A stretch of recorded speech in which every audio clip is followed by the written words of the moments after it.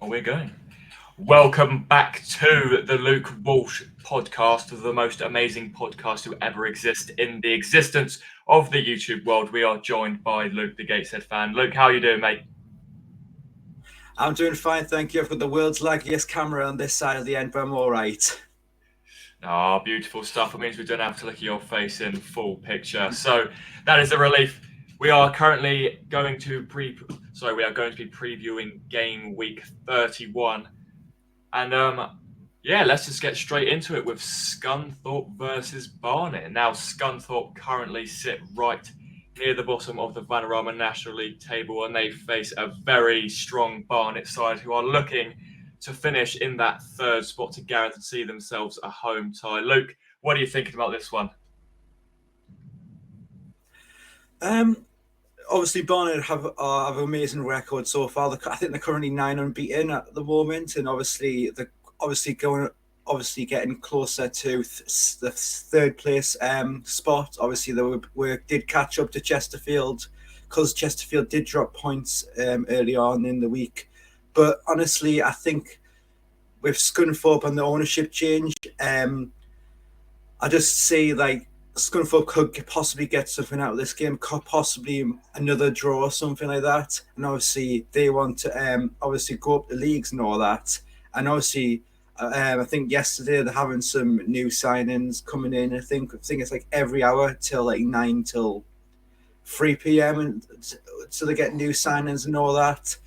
So we'll have to see if them signings are eligible to like play on Friday. I'm pretty sure they are going to be, but we'll have to see who are their signings are and all that. Obviously, both sides really wanting to win here because Scunthorpe obviously want to get out of this relegation battle, and Barnet obviously want a challenge for that third place spot, even though Notts County and Wrexham are currently fighting out for the title. It's something with something to look forward to for them Barnet fans. I really hope. Yeah. Go ahead. Yeah, no, I think that this is just Barnet's game to win. They obviously drew earlier on in the season, but Barnet are high flying right now. You can tell by the fact that even if you double Scunthorpe's points, Barnet still have more points than them. So it just shows that there is a massive golfing class in this fixture. Nicky Kabamba, who does turn 30 today, so happy birthday to the old man. Ex-Aldershot legend, by the way, scored for us in the playoffs. But with Nicky Kabamba, the likes of Pritchard, they've got Laurie Walker in goal, who is an unbelievable goalkeeper. I think he's kept something like 9 clean sheets in his last 14 or 13 games, something like that. It's just unbelievable. He's an unbelievable shot stopper. And yeah, I do almost back Barnet now to go and get that third spot. So my score prediction for this game, I'm going to back a 2-0 Barnet win. What about you, Luke? Obviously, the ownership change doesn't change my idea. It's just how I feel. Obviously, a Barnet win will help us massively. So obviously, I'm going to go for a Barnet win. I'm going to be saying I'm going to say 2-1. That's all I'm going to say. Honestly, I think Scunthorpe might get a goal here, but I think Barnet might just edge it slightly. Who knows at this point? Next up, we have my team, Aldershot, facing the mighty Dorking Wanderers. Now, this is the game that I'm going to be attending.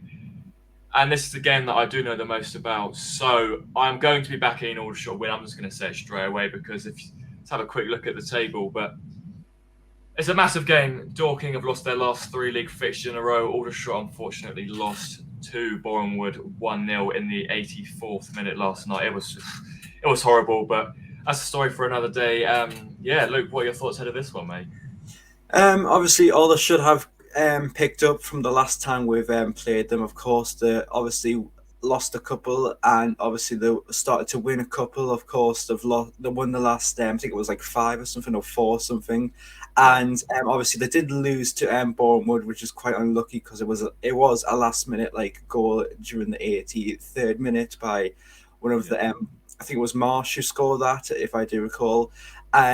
Dorking Wanderers they are looking like they'll be going into a relegation battle, but honestly, with 3 losses in a row, that obviously Mark White is probably not happy with this at all, and obviously wants to change that. Obviously, I think people obviously want Dorking to stay up in this league, and obviously it would not be a bunch of amateurs ending that they want. So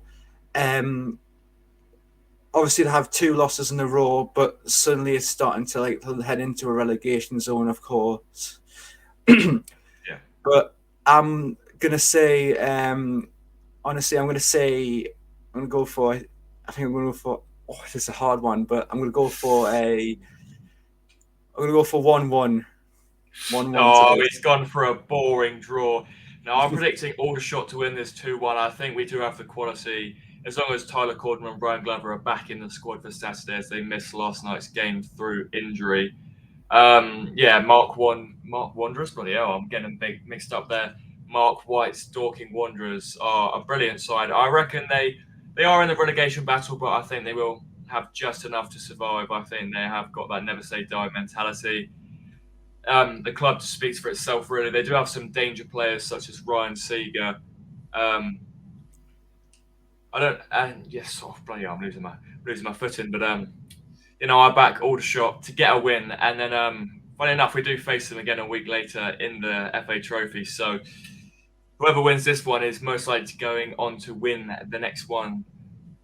Next up, we have Boreham Wood versus Chesterfield. 2 sides looking to be cemented in that playoff spot. Boreham Wood narrowly getting in there last night. Now 4 unbeaten after beating Aldershot last night. 1-0. Chesterfield, after a loss, are looking to get back to winning ways. Luke, what do you think about this one? Obviously, Chesterfield obviously want to go back to winning ways. Of course, they lost the last game, of course, but honestly, I think they might start to pick up a bit of form. Obviously, they didn't have a great result last week, I do recall. But honestly, if Chesterfield pick up their form, of course, they'll probably win the next 4 games like they have seen on the thing right there. But they've obviously got good players. I think they've got Ryan Colclough from Oldham. They've got Ash Palmer from Stockport County, and they've got I think Amano Dobra, of course. He's obviously going to not tolerate for a loss and all that. But for Boreham Wood, I think obviously they're unbeaten in the last 4 games right now, and obviously they haven't lost since I think it was a couple of weeks ago or something like that. And obviously they want to keep that form going. So looking at it too, a side that has obviously came off form while a side is already coming on form, it could almost meet in the middle here. Obviously Chesterfield obviously want that win to obviously push up and obviously cement their 3rd place status. But I'm gonna go for either it'd be nice to actually SofaScore's been bored of me. As I was saying, honestly, both sides are good sides, really. Obviously, they're both good sides, and I would probably say I'm gonna go for a 2-0 win Chesterfield here. I think it might be. Oh, he's back the Chesterfield boys. Mm-hmm. Yeah, I agree that I think it will be a Chesterfield win. If you look at the head-to-head there, Boreham would have only come out on top once out of 8 times the 2 sides that have faced each other. One thing I will quickly want to note, though, is Boreham Wood have one of the best defensive records in the league, only having conceded 25 goals this season. However, one thing they lack is a firepower. They've only scored 30, and as you know, Luke, they've just got Danny Elliott back from Gateshead, who had a brilliant spell out on loan. So they'll be looking. I really appreciate it. They'll be looking to add some more goals to their game. However, this is a game that I do not think they will be able to get those goals in, and I am going for a narrow 1-0 Chesterfield win away from home. Before we get into the next one, I'd just quickly like to say that Mr. Walsh has allowed us a little bit of self-promo, so I'll be using this time to give a little bit of self-promotion. Luke, where can people find you? You can find me straight on this on Twitter right here. So if you can see, my Twitter is literally right here. It's LRBIX on Twitter. Oh, I almost butchered that, didn't it? It'll take you to the wrong place. Yeah. But I honestly, I have over 700 followers on Twitter. Not trying to flex on Cobie and all that, but definitely was a flex. But yeah. So your main source is if you want to drop me a follow, my Twitter is literally right here. Obviously, type that into the search bar on Twitter. You will come up with my profile picture. Obviously, with me holding a massive Gator flag, which is literally right here, and that would be much appreciated as well. Yeah, you can find me on YouTube, Hiccup EU. I've just reached 1,000 subscribers. So to anyone who's watching this, make sure to go and drop me a subscriber. No, make sure to go and drop a sub. I'm currently now on the road to 2,000 subscribers. So yeah, that'll be a very interesting journey to say the least. If you enjoy this content, then make sure to go and give us a follow, give us a sub. You can find me on all the socials. I'm sure as soon as Luke uploads a few more YouTube videos on his channel, then you'll be able to find some on there. But make sure to drop a sub to this podcast as well. I know Mr. Walsh himself is trying to get to the almighty 1,000 subscribers, so you can add some more beautiful things like channel memberships, super chats. You can add all of that, improve the streaming experience. You know what to do. Hit that subscribe button. But that's enough self-promo. That's enough waffle for today. We've run out of golden syrup. Next up, we have Bromley versus Maidenhead. Now, Bromley are a very strong home side versus Maidenhead, are an extremely scrappy side, who I think that could potentially still be drawn into that relegation battle. Luke, what are your thoughts going into this one? Obviously, if I'm looking at the head-to-head, obviously, Maidenhead have won the last, I think, 1-7, while Bromley have won 7, and it's only been 6 draws between the side. And obviously, this game could go like either way based on if it was going off head-to-head and all that. But obviously, Bromley are on an amazing one currently. They've got 3 draws out of the last 5, and obviously they're unbeaten in the last 4. So obviously, Bromley are going high. I think Maidenhead they haven't won a game since like 4 games right now from the last 5 fixtures, and obviously they're obviously a massive win against York City to hopefully bolster them up out from the relegation battle that is going on at the bottom. But honestly, I think it's going to be. I'm going towards Bromley more because they're suddenly sat in the playoffs, got amazing players and all that, and amazing supporters as well, and management as well. Obviously, Andy Woodman being their coach for quite a bit of time, they obviously know the National League pretty well. So with Maidenhead, I think they obviously came up not too long ago. I think it was like the 2016-17 season when they came up. They came to the league. Obviously, they've adapted ever since. They've been quite unlucky not to either challenge up for playoffs or they've always been near the playoffs, actually, not really in the playoffs. And obviously, they've always been a mid-table side. And obviously, it's going to be looking like that now from a side who has been in the National League for quite a bit of a while. And obviously, the management obviously helps Bromley a bit, and obviously their players. So I'm going to be, this one's an easy one for you. I'm going to go for I'm going to say a 3-1 win to Bromley here.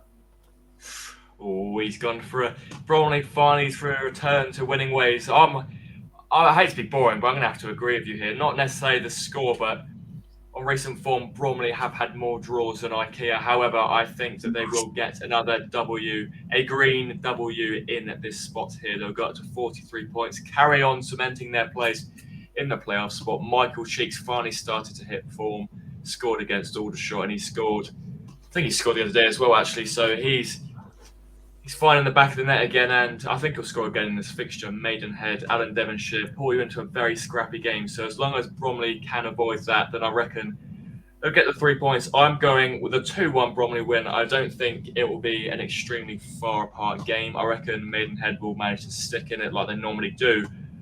but I'm backing the Bromley boys to win at home. Next up, we have Eastleigh versus Woking. Now, this is a game that I will not want to be paying any attention to because I don't like any of these two sides, very particularly. But Of course you do. Eastleigh, a very strong home side, and as much as I hate to say it, Woking, a very strong National League side at the minute. Unbeaten in a while. I think it is the last 5 games they are unbeaten in. And Eastleigh just lost last night actually to Eastleigh. They didn't lose to themselves. What am I on about? They lost to Barnet 2-0. And Luke, what are your thoughts out of this one before I come waffling into non-existence? Obviously, both sides, not both sides. Woking are currently on a fine run of form. Obviously, they've won the last. I mean, not won the last. They've won the last 4 games out of 5, and obviously they drew against. I think it was someone else. I forgot. I think they drew against Torquay. Yeah, that was Torquay. Sort of say. And obviously, Eastleigh are in a bit of mixed form at the moment, looking to be a mid-table side currently with the mixed form they've been having. Honestly, if it keeps it up from Eastleigh's point of view, I think they will probably sit straight in that mid-table space. And obviously, Woking are currently on fine form, probably having their best season so far. I'm thinking. Sorry, Hiccup. I was having a bit of having the time of their lives up at the top right now, and obviously they want to cement their playoffs place, of course, again with Chesterfield, of course, and they're currently battling out for third place with Chesterfield at the moment. So, honestly, unfortunately for Cobie, I'm going to be going for Woking win. I'm going to be saying a tight 1-0 to Woking. It's going to be a tough game for Woking, in my opinion, with the mixed form they've been having.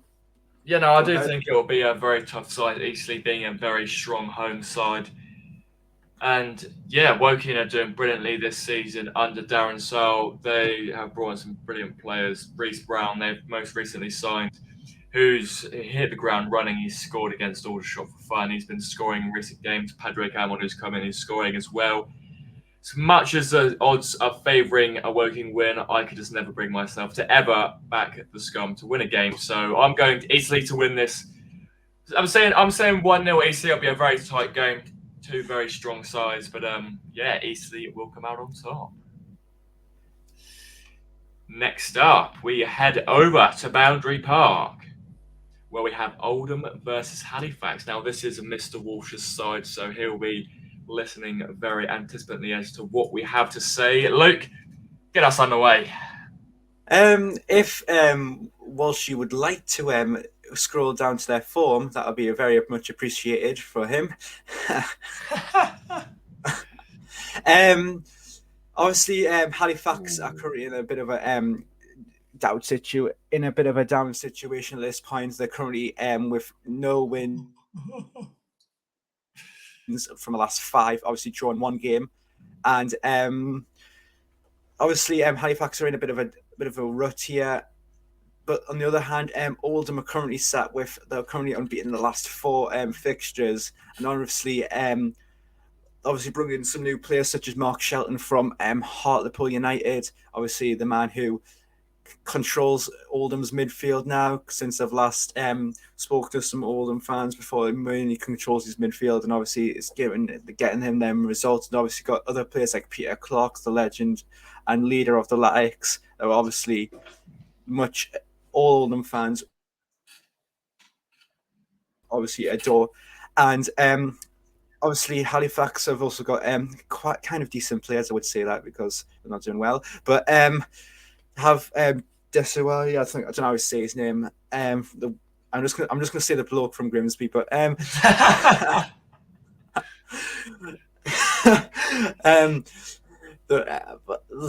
obviously I can't speak now after that.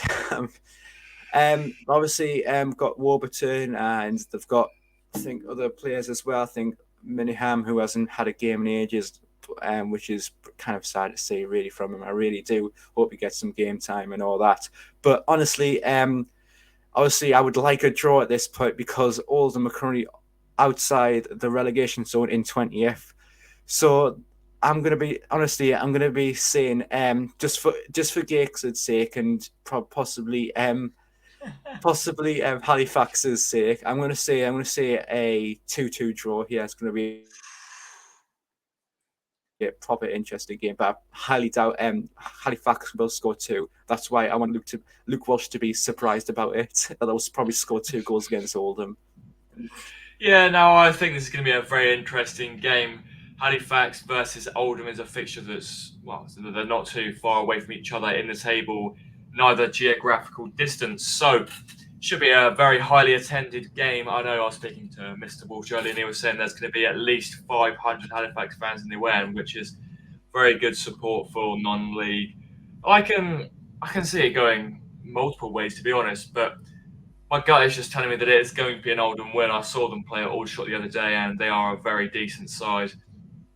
They have got the likes of Tristan Abrams, who is a brilliant goal scorer. They've got Peter Clark, who he's currently he's 41 years old, and he's still managed to find the back of the net relatively well in decent times. And Halifax do have a little bit of an injury crisis in the midfield. So overall, I've got to be backing an Oldham win. I'm going Oldham to get a 5 unbeaten streak going in the league. Will they win the game? Oh, it's tough. It is very tough because they create a lot of chances against us. It's just whether they can take them. I reckon Halifax could be drawn into this relegation scrap if they do lose this game. Oldham would only end up going 1 point behind them. So I'm backing an Oldham win. Yeah, I'm going to go 2-1 to Oldham. I reckon Tristan Abrams will get the double, and Mr. Walsh is going to be having a very sad vlog. So make sure to stay tuned on the channel for the vlog. But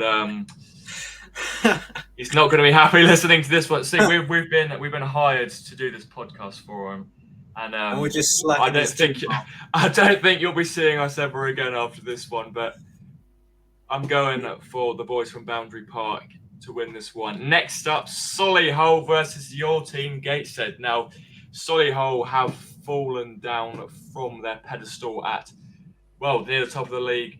They were 15 minutes away from the Football League last season, and then Grimsby equalised, ended up beating them in extra time, and now they find themselves mid-table the next season.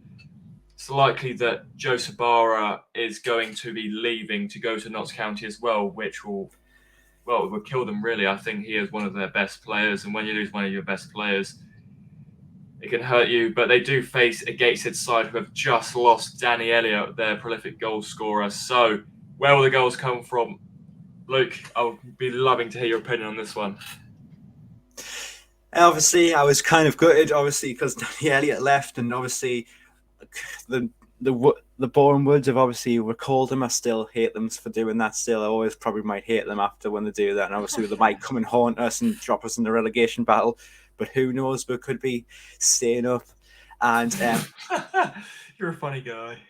Having a party at the International Stadium where we get all the seats are going to be having a party and all that, and we're going to be staying up and pitching missions and all that. But jokes aside, honestly, look, I've honestly seen performances where without a goal scorer like Danny Elliott that we can obviously get results off. I think without Danny Elliott, we won against Southend, and then we won against Mayhead, and we won against Mayhead, Southend, and Maidstone, of course. Obviously, that was probably our biggest win against Maidstone for that 4-1 win, obviously thumping them at the International Stadium. But obviously, I think we'll probably have a chance with this game without our goal scorer that we all will love. But we've got plenty of players to step up to that occasion. Of course, we have Aaron Martin, Lewis Knight, and Will Harris that will obviously try to bag some of the goals in. Obviously, Will Harris has got 2 goals in 2 Gateshead appearances, and also a couple of National League appearances off the bench and not really getting the starting 11. Obviously, there'll be his chance to go. And honestly, if we do get a sign-in before a striker sign in before the game, obviously that'll probably boost my confidence a bit. But looking at Solihull's record at the moment, it's only they've lost the last four, and obviously only just one came off of a win last Saturday. And look at our record. We currently came off on, I think it was a 5-game unbeaten run. And then Wrexham decided to play football in the second half and obviously turn us upside down and obviously win 3-0. But obviously, obviously we won against Wealdstone. Obviously, that helps us massively with that win. Obviously, I think during that game we had like 106 dangerous attacks. That was literally on the live ticker, and it was just like, this is how Gateshead's supposed to play. I remember when in the National League North, I think one game I had like 125 attacks in one game. That was with Langstaff and Scott. That was like against, I think it was against Kirsten Ashton, and obviously it's seeming to be our old self suddenly, because we're starting to turn the corner quite a bit, and obviously the players are understanding that they're getting a bit more confidence in this league and all that. That most of the players have obviously played in this league. Obviously, Greg Ollie, Robbie Tinkler, obviously Aaron Martin, and obviously we brought in some other loan signings that are also doing excellent. But anyways, without further ado, obviously having a look at the head-to-head. Gates with 2 wins, Solihull with 3 wins, 4 draws though.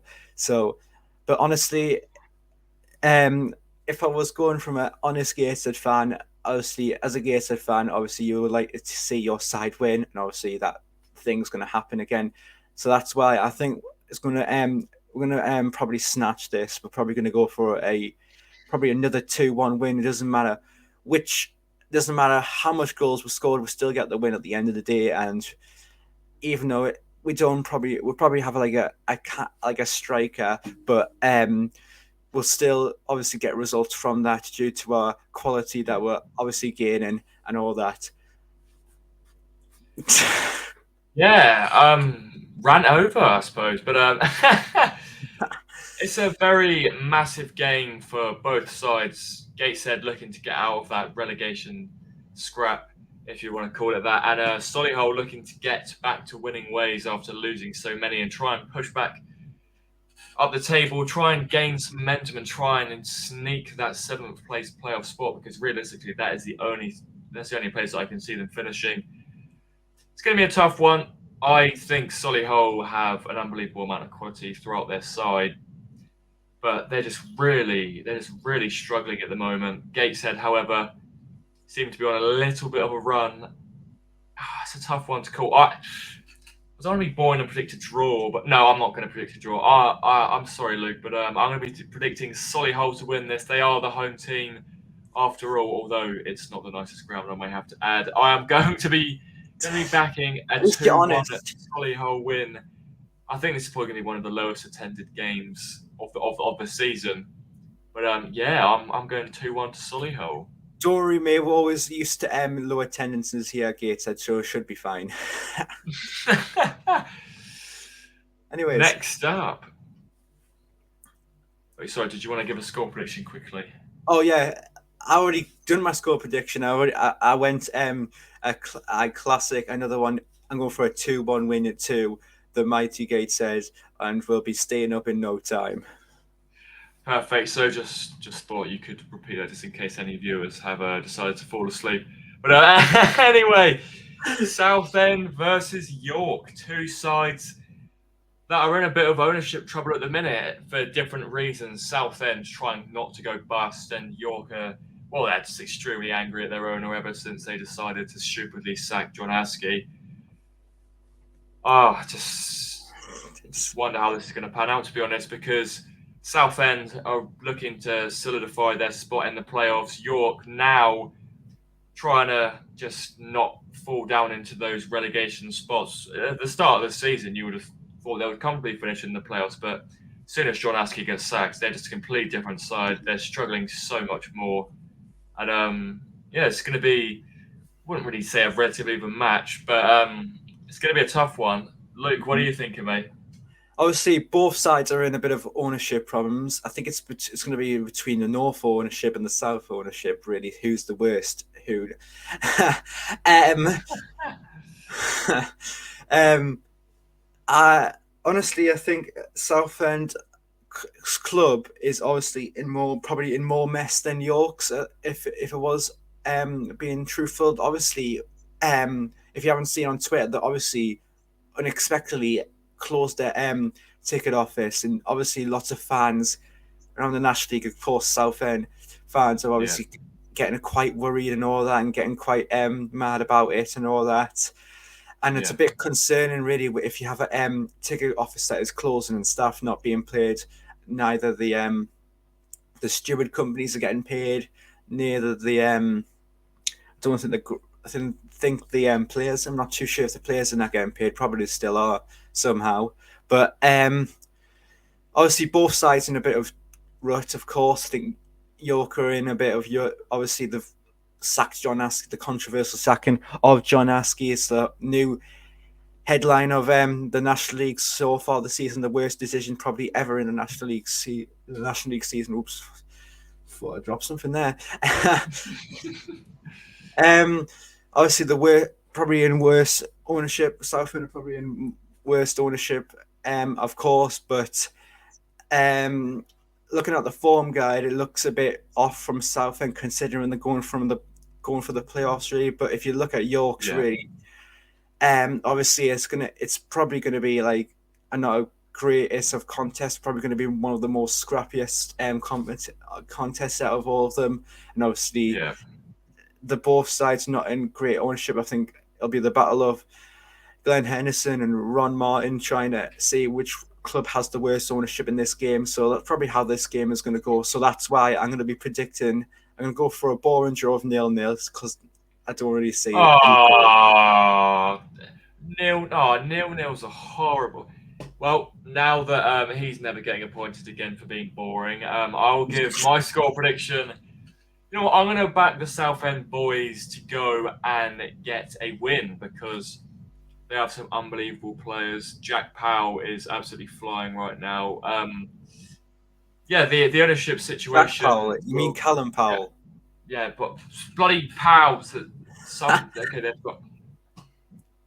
got some pals, but I reckon Southampton will win this. The ownership situation is going to be tough on both sides. I think there'll be another protest outside of Roos Hall, as there was in the last game, and I think it will cause a bit of controversy, and I don't think it will affect the result too much. But I'm going for a Southend 2-1 win. Well, that's a bit of contrast from my prediction, but oh well. I just don't want to be boring. Got to entertain the people at home, and that is how I think the game will pan out.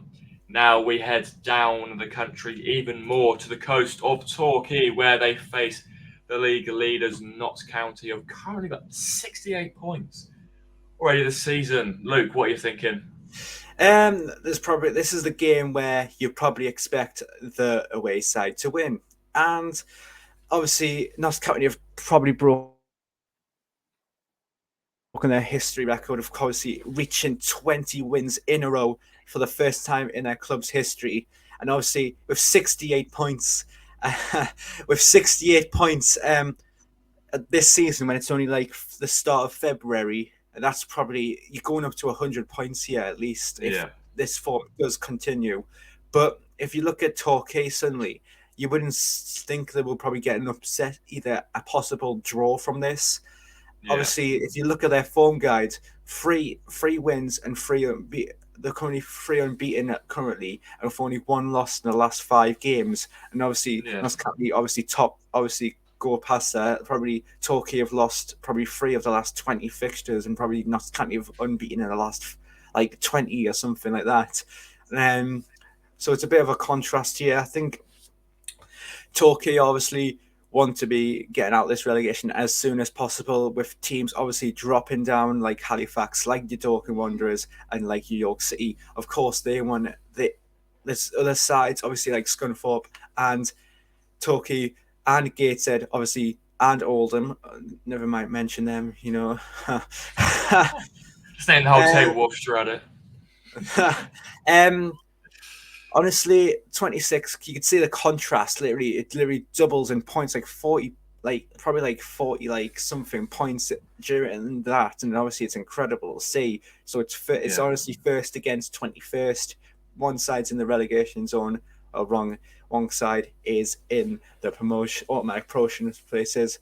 But honestly, I like to be realistic here, and obviously, it's probably going to end this way. Any doubt for all Torquay fans? Any Torquay fans are watching, obviously, they won't have hope to win this game. But some Torquay fans might actually think, well, we can probably nick a draw against these, or actually Yeah. get battered by them 4-0 again, or not again, and then win 4-0, something I can't remember. But anyways, I'm gonna go for a 3-1 to I'm actually going to go for a 3-1 to no, not talk. I was about to say I was Torquay. going to say, how Torquay can I win 3-1? No, I was going for a 3-1 to Notts County. If you're looking at it realistic terms, and all that, 20 games unbeaten, matching against their 3-game unbeaten run that Torquay are currently having, and obviously trying to get relegation zone. So it's a pretty easy one for me. What about you? I am going to be controversially. No, I'm going to be back in the Notts County win. I mean, realistically, this is a potential banana skin for Notts County. Torquay is a tough place to go, as I don't know, with Aldershot. But the less said about that, the better. Yeah, there is a massive golfing class in this fixture. You've got Torquay, who sit in the relegation zone, versus Notts County, who sit top of the league. Notts County Notts County have just under triple of Torquay's points tally. So Notts County be going into this game thinking that they have to win this game. Well, they've only lost one all season. So with Wrexham on their tails and with games in hand on them, they're gonna be wanting to win this game, and they can't really afford to drop points. So I'm gonna be backing.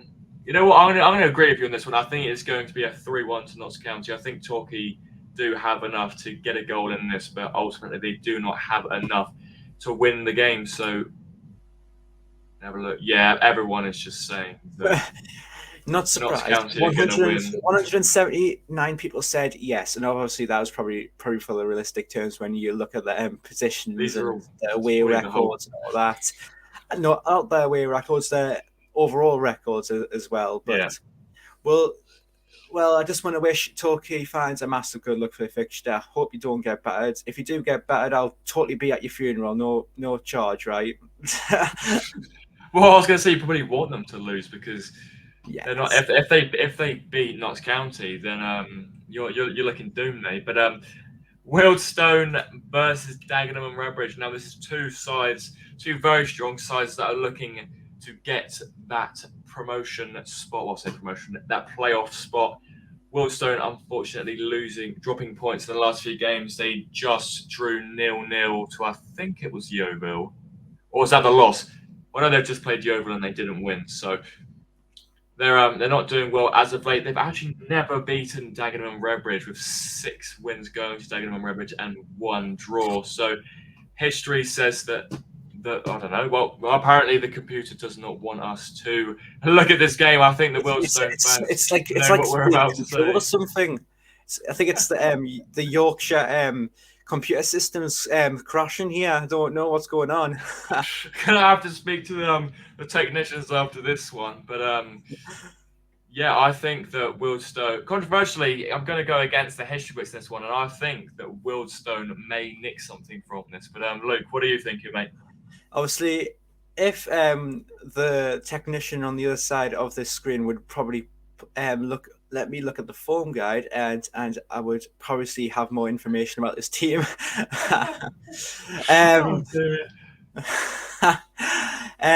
Obviously, if you look at the records currently, Wealdstone currently sat with 0 wins. They haven't won against Dagenham and haven't won against Dagenham and Redbridge. It looks like. Obviously, Dagenham and Redbridge won the last 6 games against Wealdstone. But it was a while since I played Wealdstone after they played the Winner National League South for quite a bit of time. Coming to think about it, but anyways, if you look at the form guide, really, both sides are basically in the same position. Really, both sides have obviously, it was obviously us that obviously ended Wealdstone's 9-game unbeaten run in the league. Obviously, Of course, it was Gateshead. of course, it was Gateshead. Everyone says that nowadays. Of course, it was Gateshead. You sound like you have a problem with that. No, because earlier I was confused as to whether the loss was to Yeovil, but it was a 0-0 draw to Yeovil last night, and it was a 2-1 loss to the almighty Heed Army. So continue. Both sides are really on similar form, and when you look at it, this game could go either way. If you look at it, obviously, I think Cobie did have troubles with predicting this. I can tell you that because he said Wealdstone are going to nick a win somehow. Obviously, they didn't play well against well against us and all that, but that probably might have improved at Yeovil. But I'm sorry to any Wealdstone fans that are watching this, but I think it's going to be a bit of a tight affair between these two. Obviously, Dagenham and Redbridge currently obviously chasing for the playoffs. So is Wealdstone. Obviously, they dropped quite a bit of points this week. They lost against us, and Dagenham and Redbridge did lose their last game as well. So honestly, I think Dagenham and obviously, I didn't see the points gap. There's like a 1 point gap, and obviously it's pretty tight, honestly. But it's a hard one to predict. But I'm gonna go for a Dagenham win. I'm gonna be saying it's gonna be a tight one. I'm gonna go for 1-0 here. Obviously, quite boring with these predictions currently. Obviously, predicted 0-0 against Southend and York City, and obviously I'm predicting a 1-0 win to Dagenham and Redbridge. But we'll have to see. Just have to see how it goes, really, because you can honestly, this National League is just full of surprises at this point. So we'll have to see how this goes, anyways. Yeah. Now, the reason I back Wealdstone to win is because I think they've just got some quality throughout their side. They've got Jack Cook at the back, Nathan Ferguson. They've just signed Corey Andrews, who played brilliantly for Aldershot. They've got Max Kretschmer on top of that as well. So I think they've got the quality that it will take to win this game. Dagenham and Redbridge have just lost one of their key strikers, Josh Walker, who has gone out to Burton. Well, I say out to Burton. He's gone up to Burton. Make of that move what you will. I don't think Josh Walker's personally quite ready for League One, but he will be a massive loss to the Daggers. I am going. You know what? I'm going to be like you. I think it's going to be very tight. I think it's going to be nice and tight indeed. But I'm going for a 1-0 Wealdstone win. I think Jack Cook is going to score from a corner header in the 87th minute. I've called it now. If I get this right, then I expect a signed Jack Cook shirt to say thank you. But we can move on now to the last game for 3 o'clock and the penultimate game of Game Week 31. It is Yeovil at home to Maidstone. Now, realistically, Maidstone aren't going to win this, but we'll have to preview it anyway. That's a true statement. I can lie. That's a true statement. There's lots of red on that, so obviously it's a true statement. The technician's finally working again. It's just red. I mean, I don't really need to say much other than Maidstone are just 100% going down. I think they might be confirmed to be going down by Valentine's Day, so they have a happy partner. But Luke, what do you think of this one, mate? Probably one of the most easiest games. Probably one of the easiest games as well as Torquay versus Notts County to predict. But anyways, if you look at your Maidstone's form guide, it's just absolutely awful. And obviously, I think whatever manager they get, obviously sack the manager Hackam Hayretten due to this. And obviously they've brought in George Alacobi, obviously the former EFL player, and obviously they want an former Maidstone player from last season, won their title, of course, last season with them, and former hanging up his boots and retiring for a good season for him with a club that obviously means a lot to him, obviously coming back to Maidstone. But honestly, like I've said, Maidstone was just basically dead and buried at this point. Out of the 4 bottom teams, you would predict, if you asked me one bottom team to go out this division, it would probably be Maidstone, because Maidstone don't have literally any quality in them. and they have probably an awful goalkeeper named Yusuf Mersin that get lots of Maidstone fans don't like him at all. He probably thinks he's the worst keeper there, and probably they don't score many goals as well. They don't score any goals that well. Obviously, he scored 2 goals in like two in like a couple of space of minutes against Wrexham. Probably going to be the only best result out of the coming up games at this point. But honestly, it's an easy one for me to pick. If you look at the guide here, points tally, 10 points apart from each other, and obviously if Maidstone do manage to pull up a shock result against Yeovil, they'll obviously bolster their surviving hopes. Probably not for long, because somehow their defense is probably one of the not going to try and offend any Maidstone fans that are watching this, but possibly the worst defense in the league. Technically, I would say, but I could be wrong on anything. But obviously, I've seen their highlights, and their defense is I just don't know how it's going to cope. Really, obviously they lost another defender as well, and obviously that defender's been there for the club for like quite a while here. Obviously, I think it was Joe Alou. I think he left Maidstone, and obviously he's made a surprising move to the 8th tier for Sittingbourne Town. No, I think it's Sittingbourne, something along the lines of that. But obviously, in the 8th tier, dropping down that low from a National League player in a space of like a couple of weeks is massive. Probably a massive sign for them. But obviously, it's a bit gutting for Maidstone as well. Obviously, they're having quite a bit of an injury problem at the moment. It's not really helping their cause. So that's why I'm going to be going for a Yeovil win. I'm saying 2-0 Yeovil. Yeah, no, I completely agree with everything you've said. I mean, Maidstone, 360 PFC, they just have no quality whatsoever. Yeah, it's just plain simple and easy. Yeovil are going to win this. I feel sorry for those seven people are clinging on for hope. That's like Gates' attendance of Yeovil, really, isn't it? Gates at 7. It's not joking. I'm not joking when I said that. Yeah, no, I don't know. I just to be fair, one thing I will have to say is they will have to win eventually. There is going to be a game that makes. I mean, you look at Dover last season; they were on minus 12 points. They finished on 0, so they got points out of somewhere, and I'm sure that Maidstone will be able to get a win here and there. Is this a game that they can do it? Well, they'll be looking at this thinking, Yeovil, sitting 18th. There is a chance. However, Yeovil do not concede many goals at home in recent times whatsoever. So I'm going to be, I'm going to have to agree with you again here. I think that it is going to be a 2-0 win to Yeovil. I think that they will keep yet another clean sheet.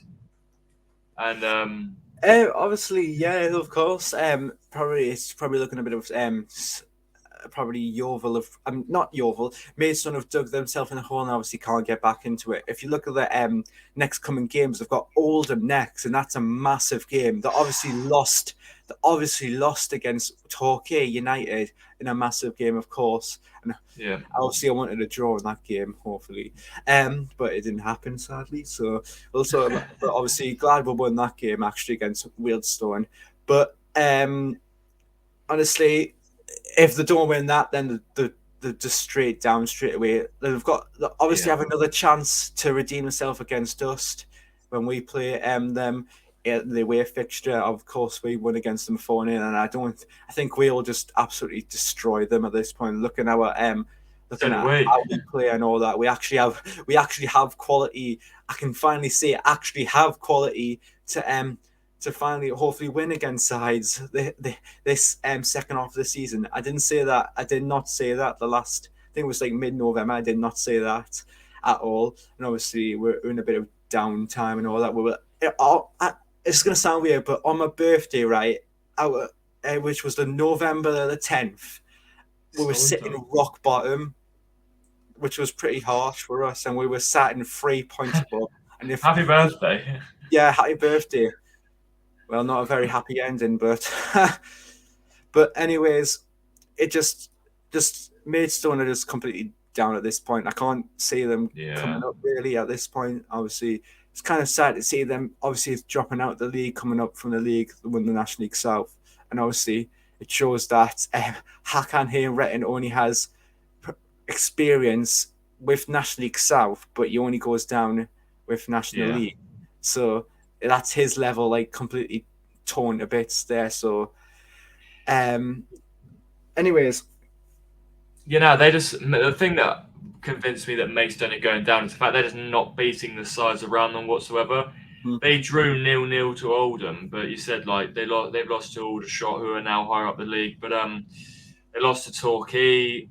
Obviously, they lost to Wrexham. But I've just got the recent form up here. They lost to York, who are a potential to be down there. They lost to Dorking. They lost to Altrincham, who are a bit higher up there now. But yeah, their only win in recent times against a team in and around them is that 3-2 win over Maidenhead. They beat Scunthorpe 2-0, but yeah, I just don't see them getting points really in the near future whatsoever. So yeah, Maidstone for me are going to finish rock bottom. However, we now move on to the final fixture of game week 31, Altrincham versus Wrexham. And now, it's a very controversial one, but I think this is going to be a very high-scoring game. Luke, what do you think? When you say high-scoring game, I think I'm going straight for Wrexham for this, to be honest. But anyways, obviously Altrincham have probably dug themselves into a very big hole player-wise. They obviously lost Christopher Clark. Obviously, he got recalled and went back to Fleetwood Town. And obviously, they've also lost Ryan Clough to Chesterfield, neighbours Chesterfield. And obviously, they've also lost Connor Jennings. Obviously, he got recalled. And obviously, he actually went to Hartlepool at the end of the January transfer window to Hartlepool United. And Elliot Newby did go to another club, which I can't really... don't really know at this point. Obviously, he's just gone at this point. But obviously, they've got other players such as Marcus Dinanga. That's the only real promising light at the end of the tunnel for Altrincham. And honestly, if they don't replace them players that they have, that honestly probably might go to a mid-table finish, and their playoff dream might be torn to bits at this point. And if you look at Wrexham, really, they're basically outclassing the National League. They're basically just utterly dominating all their teams. I think they've unbeaten in the last 18 games at this point.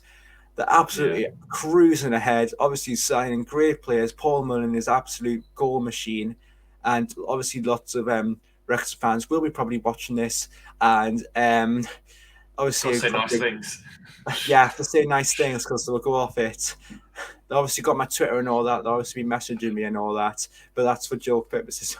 That's for jokes only. I don't mean just... I'm not going to say anything and then just obviously repeat it out really bad. But but honestly, I think... and also they also lost Toby. I think it's... Look, I can't say his name. Toby M. There we go. Toby M. That's how we do it these days. Just Toby M. Toby Malarkey. Yeah, to whoever he's called, but obviously he's went to watch.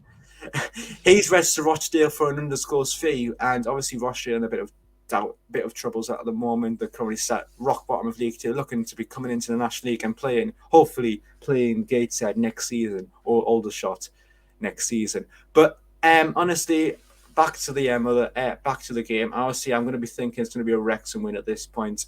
I'm going to be going for a unique scoreline here. I'm going to go for 4-2, really.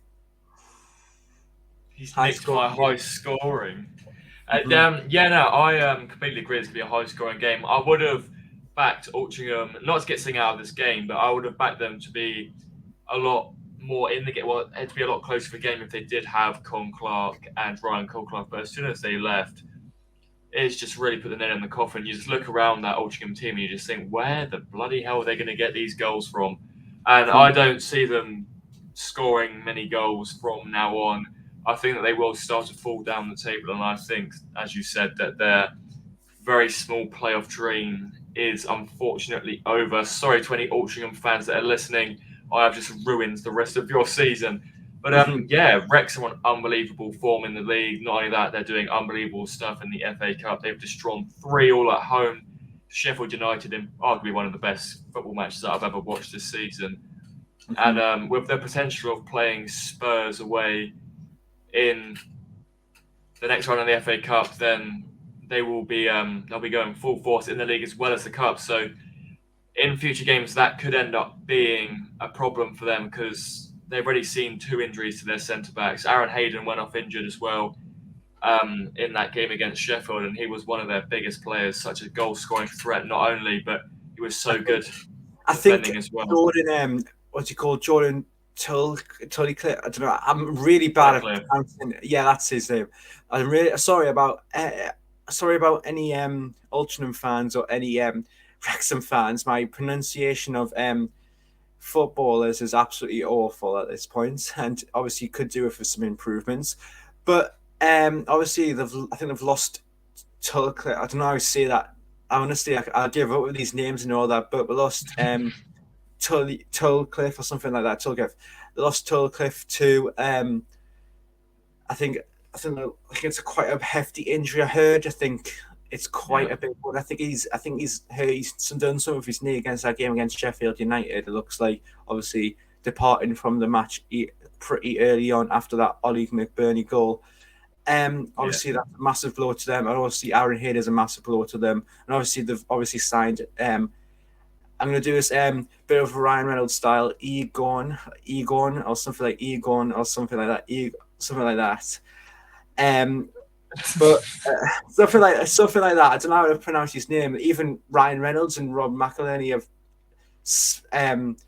had troubles pronouncing his first name. Just say But a new defender because you don't really get on too well with names. yeah, I think it's probably because of just where I'm from. Really, we don't really pronounce names well up in Newcastle. We usually just say like or something, or well, Yeah, Yori, that guy. that guy, or something, or like or something, mostly like or anything. But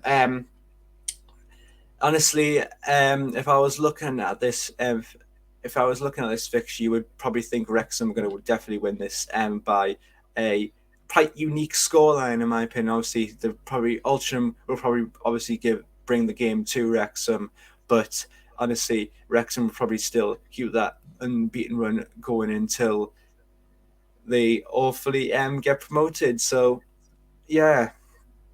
You know, I do hope that Wrexham go up this year because it's just impossible to compete with a team like Wrexham who just have an unbelievable budget. So yeah, I do think Wrexham and Notts County will be the 2 to go up, 1 through automatic and 1 through the playoffs.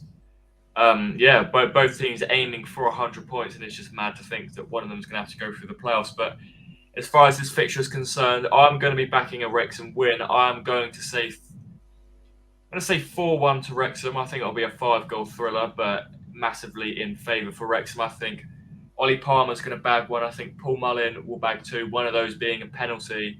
And I would have backed Aaron Hayden to score, seeing as he's the highest scoring defender in the league, but unfortunately he is sidelined for, I think it's about 6 or 7 weeks, so it's going to be a massive blow for them. Mm. I'm going to go with, I think it's Luke Young, their number 8 in the midfield. I think he's an unbelievable player. He's quality. And runs that midfield insanely. So yeah, I'm going to be backing a 4-1 Wrexham win. So yeah, that wraps up the episode 30, game week 31 of the podcast. Luke, have you got anything else to say? No, really, but a massive good luck to all the sides participating in this match week, of course. And just a quick promo here. If I don't hit my mic, really. I'm getting a bit violent here. My Twitter is right here, and obviously I also have other views on National League stuff as well going around, and also in the non-league community as well. And if you do want to give my socials, if I'll hit my mic, a follow right here, and make sure it's just my username right here, LRBIX on Twitter, and probably not other social medias, because that's not one of my other social medias are titled, so only for Twitter basic purposes and all that. So make sure you do. Hopefully, back. I'm not turning old yet. I'm not aged like 50 years old after this podcast. No, I haven't. But anyways, I would like to thank obviously Mr. Walsh for having me on and obviously covering for his podcast, and also the legend himself, Cobie, for doing the podcast for him. The Aldershot massive actually does a podcast for once, and obviously replaces the maestro, of course, Luke Walsh, and obviously good friend of mine, and also good friend as well with Obi. So yeah. I was going to quickly say, I do a bit of self promo for myself as well as the stream. So yeah, make sure to go and drop sub to Hiccup EU on the YouTube page. I make Aldershot videos, heading away every week, as well as going to other games when I can. But yeah, thank you for watching this podcast. Make sure to leave it a like. Luke, would you like to set a like target for this? Just looking at the subs count, I'm gonna go for an amateur 15 likes. There you go. 15 likes. I know you guys can do it. So, yes, I'm looking at you at home. Smash the like button, hit subscribe. We're on the road to 1,000 on here. So, thank you for watching. Thank you for Luke for being here. Thank you for Mr. Walsh for allowing us to be on. Let's hope that we get some of these score predictions right and we don't look stupid. So, yeah, thank you.